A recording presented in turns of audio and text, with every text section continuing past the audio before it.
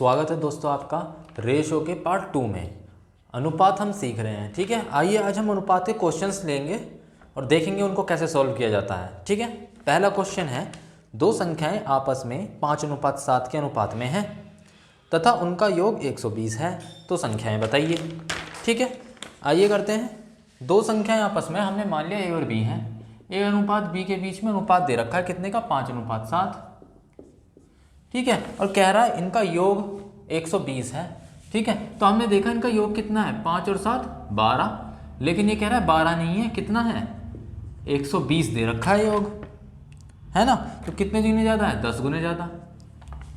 तो ये कह रहा है तो संख्या बताइए, तो संख्याएं भी आपकी 10 गुने ज़्यादा ही होंगी। तो 5 गुणा 10 कितना, 50, और 7 गुणा 10 कितना, 70, ठीक है। दो संख्या दे दी और ये आ गया आपका। इस तरीके से क्वेश्चन आएंगे। योग दिया है आपका 12 हमने देखा 12, ये कह रहा है 12 नहीं है, 120 है, 10 गुने ज़्यादा। ऐसे ही तो आपकी जो ए होगी वो भी 10 गुने ज़्यादा होगी 50, और बी जो है ये भी 10 गुने ज़्यादा होगी 70, ठीक है। अगला क्वेश्चन देखते हैं। ऐसे क्वेश्चन बेसिक होते हैं आपके। अगला देखते हैं। दो संख्याओं का अनुपात दे रखा है 7:4 तथा उनका अंतर 15 है, तो उन संख्याओं का योग बताइए, ठीक है। हमने दो संख्याएं मान ली, ए अनुपात बी, कितना दे रखा है, 7:4 दे रखा है, ठीक है। इसमें कह रहा है उनका अंतर 15 है, तो हमने देखा अंतर कितना है 7 और 4 का, 3। ये कह रहा है 3 नहीं है, 15 है, कितने गुने ज़्यादा, 5 गुने ज़्यादा। तो कह रहा है कि संख्याओं का योग बताइए। तो संख्याओं का योग कितना है, 7 और 4 योग हो गया 11, तो वो भी आपका 5 गुने ज़्यादा होगा, तो कितना हो गया, 55। संख्याओं का योग 55 हो गया। संख्या पूछता तो क्या होता, 7 भी 5 गुने ज़्यादा, 7 पंजे 35 और 4 पंजे 20, 35 और 20 संख्याएं हो जाती, ठीक है। आगे चलते हैं क्वेश्चन में। ऐसे ही आसान आसान से क्वेश्चन आते हैं इसमें।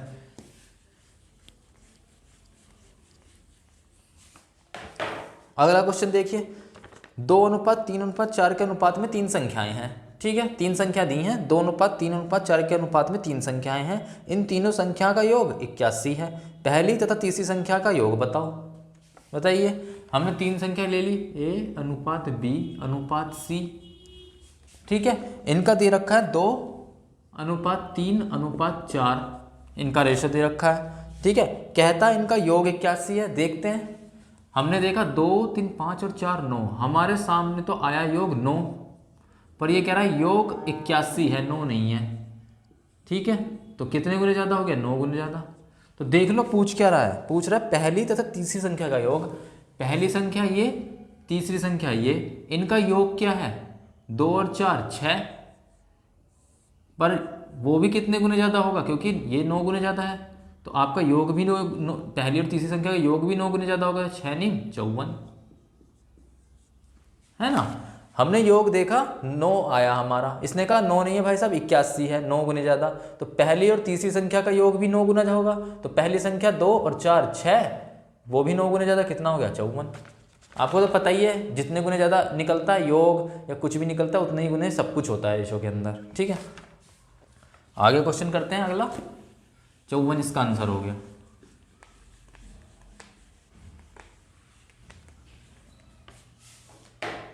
अगला क्वेश्चन है, किसी संख्या का 0.5 दूसरी संख्या के 0.15 के बराबर है, ठीक है। इन दोनों संख्याओं के बीच अनुपात ज्ञात कीजिए। तो किसी संख्या का 0.5, हमने वो संख्या x मान ली, x का 0.5, किसी दूसरी संख्या यानी कि y, हमने y मान ली, y के 0.15 के बराबर बता रहा है।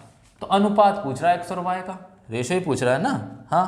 तो x y को यहाँ ले आओ, x बटे y हो गया, और 0.5 नीचे चला जाएगा, 0.15 अपॉन में 0.5, सोल्व कर लो इसे।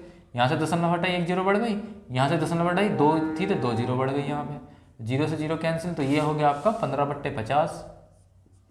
रेशो क्या आएगा, कटेगा कुछ, 5 3 15, 5 दाम 50, तो x अनुपात y आपका कितना आ गया, 3:10,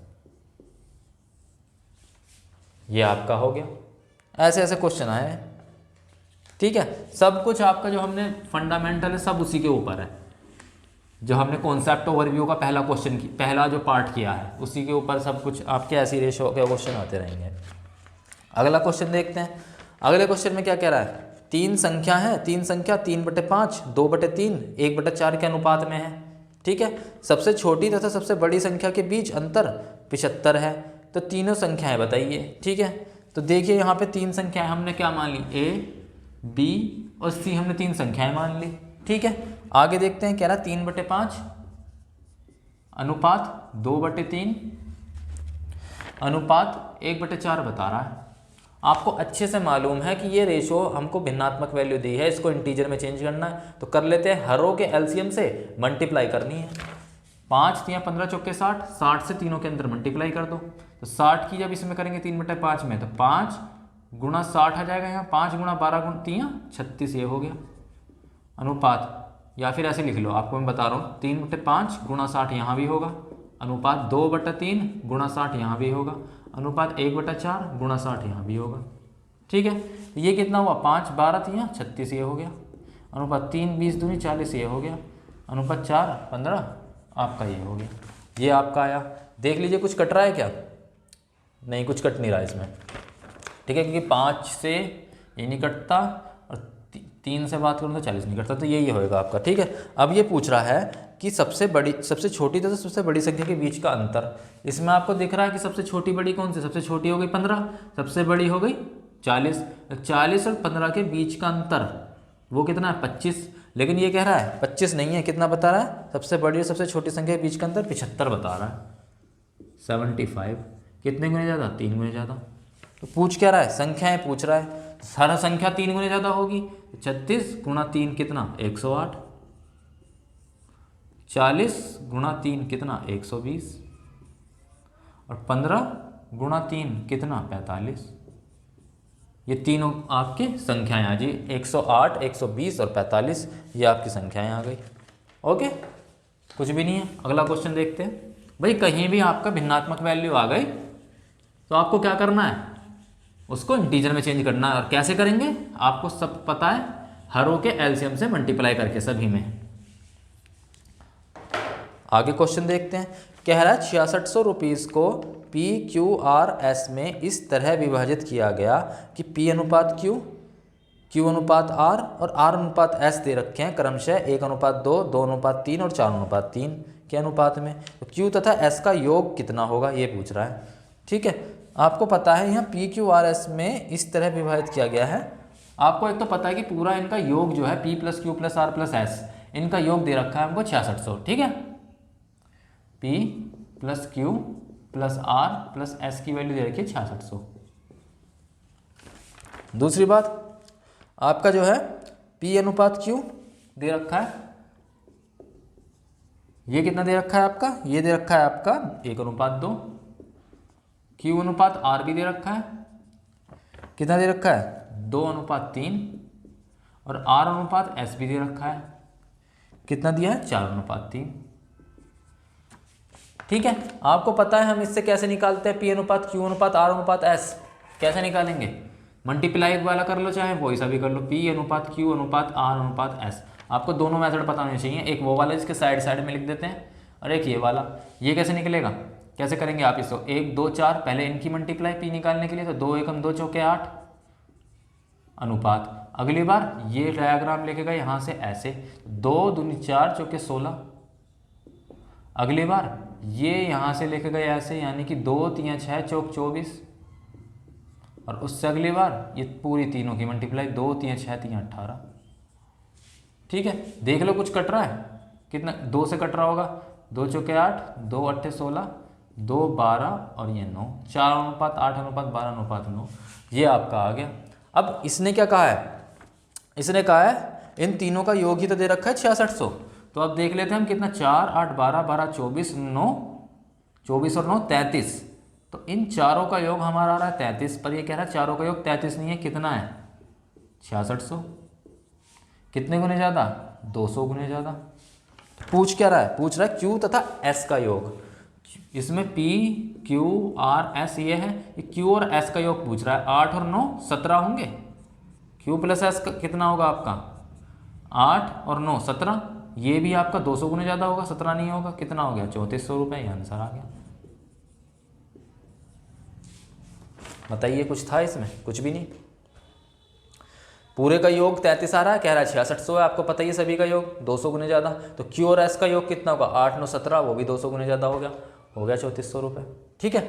अच्छा यहाँ पे हमने PQRS एक तो ये गुणा वाली वैल्यू से निकाला है, एक आपका दूसरा मेथड देख लेते हैं। दूसरा कैसे निकालेंगे आप यहीं नीचे देख लेते हैं इसी के। अगर आपको P अनुपात Q अनुपात R अनुपात S दिया है तो आपको पता है P अनुपात Q कितना है 1:2, Q अनुपात R कितना है 2:3, R अनुपात S कितना है 4:3। ठीक है। अब आपको पता है यहाँ 2 है, इसके जगह जितनी भी खाली जगह है वहाँ 2 2 2 लिख दो, इसके जगह जो भी खाली है वहाँ उसके लेफ्ट वाला ये 2 और यहाँ 3 आएगा। ऐसी 4 के लेफ्ट में जो खाली है सब जगह 4 4 लिख दो। ठीक है। क्या होगा, मल्टीप्लाई कर दो, 2 3 6 3 18, 2 3 6 चौक 24, 2 दूनी 4 चौक 16, 2 एकम 2 चौके 8, यही तो आ गया आपका 8 अनुपात 16 अनुपात 24 अनुपात 18। तो ये भी कट के क्या होगा 4 अनुपात 8 अनुपात 12 अनुपात 9।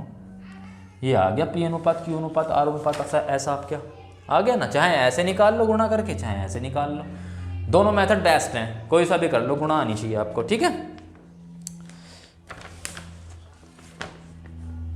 एक और क्वेश्चन देखते हैं हम।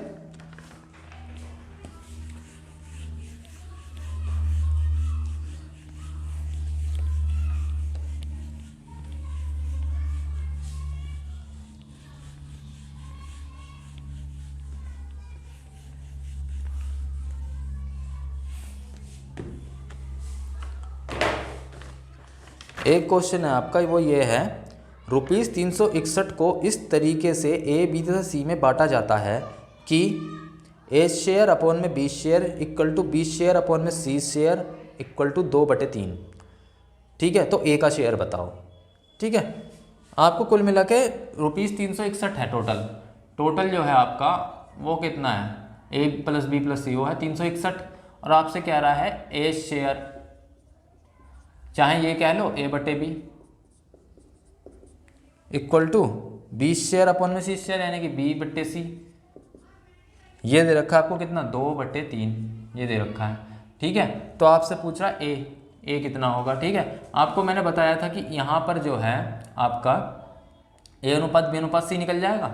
भाई इसका क्या मतलब हुआ, A अनुपात B अनुपात C यहाँ से निकल जाएगा। A अनुपात B कितना है 2:3, और B अनुपात C कितना है वो भी 2:3। तो सब कुछ निकाल लो आप यहाँ से। यहाँ बराबर में क्या आएगा 3 ही आ जाएगा, यहाँ बराबर में क्या आएगा 2, 2 दूनी 4, 3 दूनी 6, 3 3 9, है ना। भाई A/B का मतलब भी तो A अनुपात B होता है, और B/C का मतलब B अनुपात C होता है। ठीक है। तो यहाँ से A अनुपात B अनुपात C निकाल लो ना। तो A अनुपात B कितना है 2/3 यानी 2:3, और B अनुपात C भी 2:3।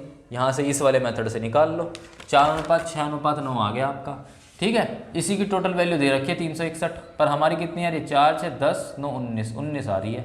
ये कह रहा है 19 नहीं है 361 है। कितने गुने ज़्यादा 19 गुने ज़्यादा। तो पूछ क्या रहा है A की वैल्यू पूछ रहा है। A आपका यही तो है 4, है ना, A B C में A 4 ही तो है। तो ये भी आपका कितने गुने ज़्यादा होगा 19 गुने ज़्यादा।